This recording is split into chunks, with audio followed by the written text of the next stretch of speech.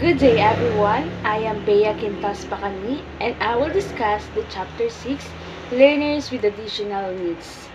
Objectives. At the end of the chapter, you will be able to identify the various additional needs learners might have, differentiate the additional needs from one another, recognize the characteristic of learners with additional needs, discuss what marginalized means, and identify different marginalized groups. Learners who are gifted and talented. A. Definition. Learners who are gifted and talented are the students with higher abilities than average and are often referred to a gifted student. So, ibig sabihin lang po nito is marami naman po yung mga students na gifted and talented or binigyan sila ni Lord ng kakayahan at mga talento. So, yung mga student po na average lang po is mas mataas pa rin po yung mga gifted and talented. And there are often gifted student like sa mga gawain nila sa kanilang mga classroom. And this group refers to a student who those talents, abilities, and potentials are developed advanced. So, sila po yung mga students or mga tao na nagiging advanced dahil nga po nalalaman nila yung kakayahan nila, yung mga abilities nila, kung ano nga ba yung meron sila at nadidevelop na nila yon through sa pagtanda nila or sa pagiging bata nila is nakikita na sa kanila kung ano yung mga potential na pwede nilang gawin.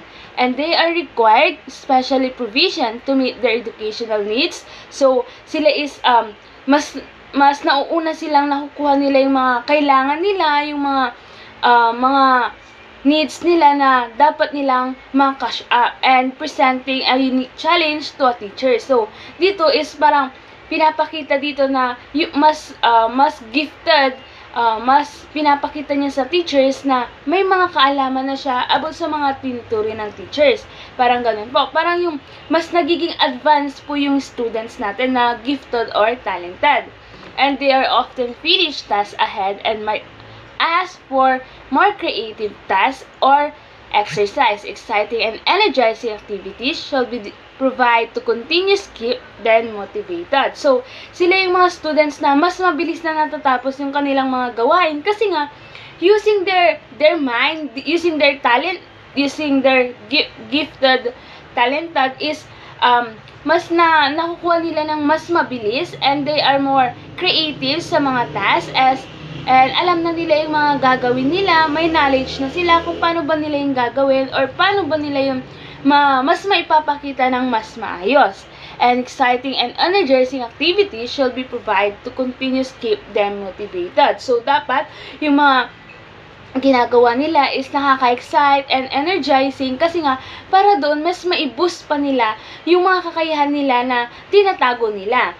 And this group includes students with exceptional abilities from all socio-economic, ethnic, and cultural population. So, sinasabi po dito is mas maano pa raw po sila sa mga abilities nila, like mas naipapakita pa nila yung mga abilities nila, lalo na kung sila is nasa labas or sa mga political populations is nakikipag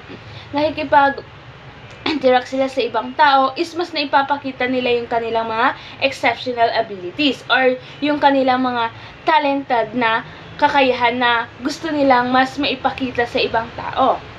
What is the difference then between gifted and talented? The term gifted refers to the student with extraordinary abilities in various academic areas. Talented focus on student with extraordinary abilities in a specific area. So, yung gifted po is tumutukoy sa mga estudyanteng may pambihirang kakayahan sa iba't ibang larangan ng akademya. Ibig sabihin lang po, ang gifted ay isang pangkahalatang kausayan sa maraming aspeto sa pag-aaral. Halimbawa na lang po dito is isang gifted student ay magaling sa math, science, at English. Yung talent naman po is nakatuon sa mga estudyante na may pambihirang kakayahan sa isang tiyak na larangan lamang. Ang talent ay may espesyalado kakayahan. Halimbawa na lang po dito, isang talent ng student na magaling magpinta o magtugtog ng mga instrumento. Sa madaling salita po, ang gifted po is siya yung pangkalahatang kahusayan sa maraming akademikong larangan.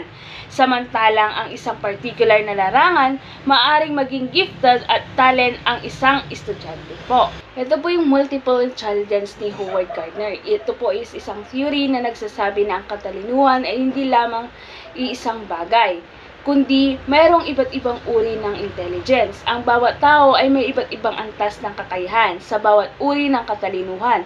Hindi ibig sabihin na mahina ka sa isang bagay is mahina ka na sa lahat. So, depende po yan sa isang tao. Meron po tayong kanya-kanyang kakayahan at kanya-kanyang kalakasan. So, dapat po, bilang isang tao is alam natin yung ating kakayahan at ating kahinaan. So, meron po siyang 9 multiple intelligence. So, first is the linguistic. Ito yung kakayahan gamitin ang wika ng mahusay tulad ng pagsusulat, pagsasalita, at pag-unawa ng mga salita.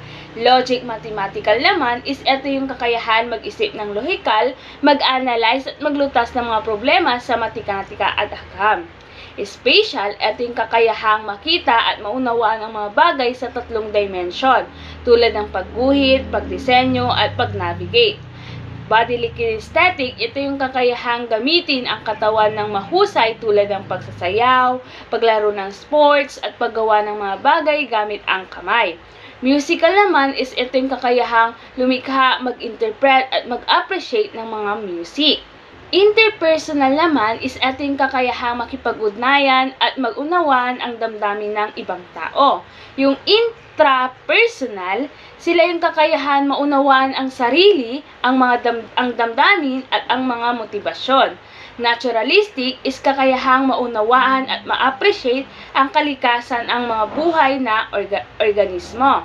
And ang teorya nito is nagbibigay ng mas malawak na pananaw sa kung paano matututo ang mga tao. Hindi lahat ay pareho ng paraan ng pagkatuto. So, iba-iba po yung pagkatuto natin at ang pagpapakilala ng mga iba't ibang uri ng katalinuhan.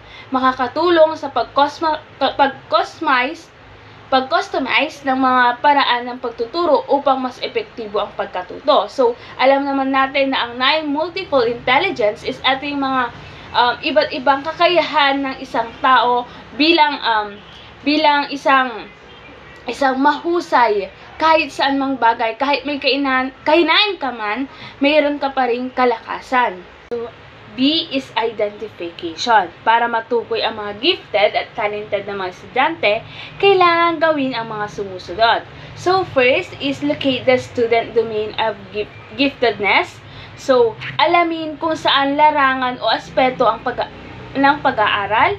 Like, halimbawa na lang po dito is sa matematika, sining, music, ang mga estudyante ay nagpapakita ng pambihirang kakayahan. So, kailangan alam natin yung kanilang mga kakayahan, kahinaan, para alam natin kung saan sila larangan na mas angat. Next naman po is describe the student level of giftedness. So, suriin kung gaano kataas ang kakayahan ng isang estudyante kumpara sa ibang estudyante. Sa kakayahan nila, like sa mga edad nila, is kailangan po nating makita kung saan po ba, doon po natin makikita kung sila ba ay giftedness or sila ay talented.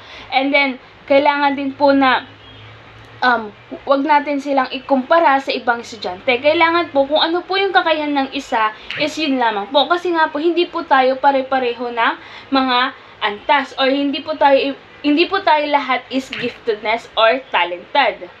Next naman po is describe the student field of talents. So, dito po is tukuyin ang mga particular na talento ng mga estudyante bukod sa kanyang mga akademikong kakayahan. Maaaring ito ay sining, musika, at sports. So, dito po, sinasabi po na hindi lang po sa mga academics po marunong ay isang bata or isang estudyante.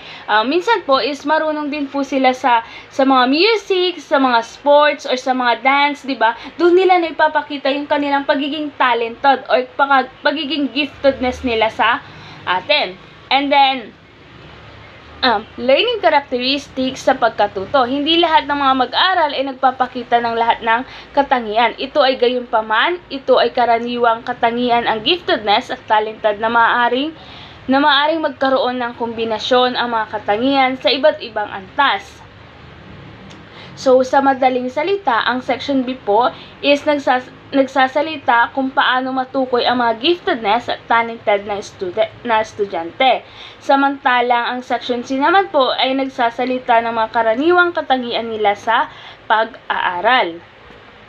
So, high level of intellectual curiosity. Ito yung malakas na pagnanais na matuto ng mga bagong bagay at malalim na pag-unawa sa mga konsepto. Next naman po is read actively. So, hindi basta nagbabasa, kundi aktibong iniintindi ang pinag-aaralan or binabasa. Next naman po is high degree of task commitment. So, lubos na delikado sa pagkumpleto ng mga gawain at proyekto. Keen power of observation. May kakayahang mapansin ang mga detalye na hindi napapansin ng karamihan. High verbal, ito yung mahusay sa pagpapahayag ng kanyang mga ideya at kaisipan sa pamamagitan ng pagsalita. Get bored easily. So, kailangan sa pagpapatuloy ng hamon at pagkakaiba sa mga gawain upang manatiling interesado. Like for example na lang, pag nagdi-discuss, diba, kailangan po is hindi po maging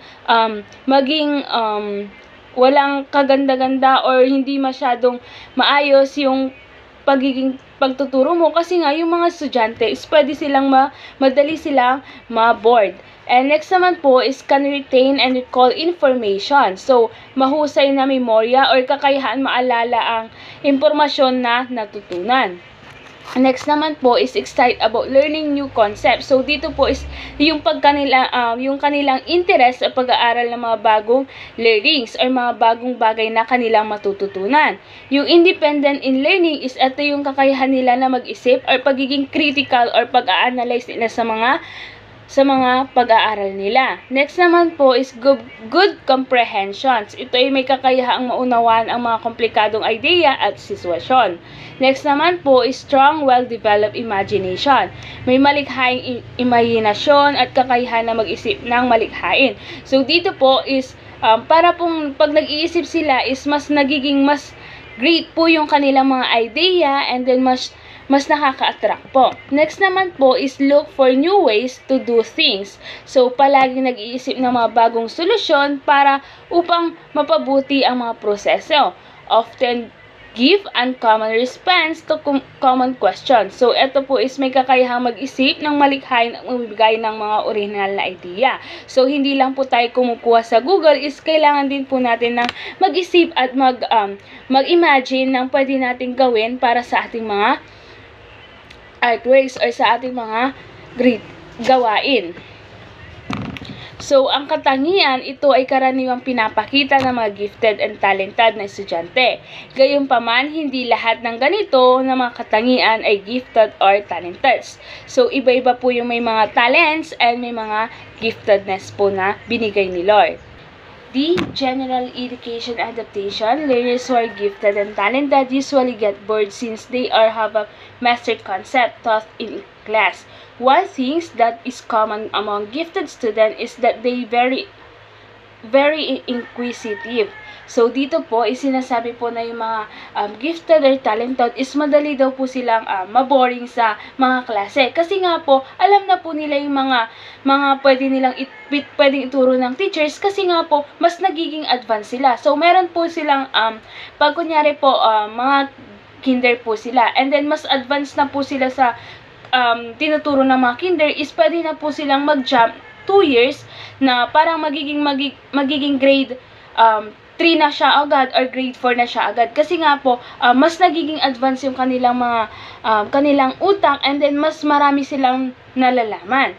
And then sinabi po dito na teachers may give enrichment exercise that will allow learners to study the same topic and more advanced level. So, dito po is binibigyan po siya ng teachers ng kanyang enrichment exercise that will allow student to study or the same topic po. Same po sila ng topic pero po mas nagiging deep pa po yung topic na binibigay sa kanya or mas malalim pa po na kaya po niyang sagutan or mas mahihirapan siya ng konti para po mas maging advanced para po mas hindi po siya mas nangunguna sa mga kaklase niya or pwede naman po siyang ilipat sa ibang grade year level. Our acceleration can let students who are gifted and talented can be moved on their own pace that resulting at times to completing 2 years level in one school year. So, ito yung mga sinabi ko nga, yung mga students na yung grade levels nila is pwede po silang yung 1 year level nila na pagiging grade 1 is pwede na po silang i-advance ng 2 years po ng grade levels. Open-ended activities with no right and wrong answers can be provided, emphasizing and divergent thinkings wherein there are more possibilities that predetermine answers. So, dito po is, kailangan is, yung mga activities natin is walang right or wrong. Kailangan nilang answer ng i-provide yung kanilang mga answer para po makita natin kung sila ba ay gifted or talented or mga average students lang po. Dito po is nagiging more possible po na pwede silang maging talented or giftness or pwede silang maging average student. Leadership roles can be given to the gifted students since studies have shown the gifted students are more socially immature. So, meron pong mga immature na pag-social. Extensive reading and subject their own interests may be coordinate with the school librarian to further burden their knowledge. So, meron mga school librarian na pwede pa silang mas matuto. Like, dun sila pwedeng magbasa or makaalam ng kung ano-ano pang mga words na malalalim is dun po is nagiging mas nagkakaroon sila ng mga knowledge. Long-term activities may be provided that will give the gifted students an opportunity to be engaged for an extended period of time. So, yun lamang po at maraming salamat sa inyong pakikinig.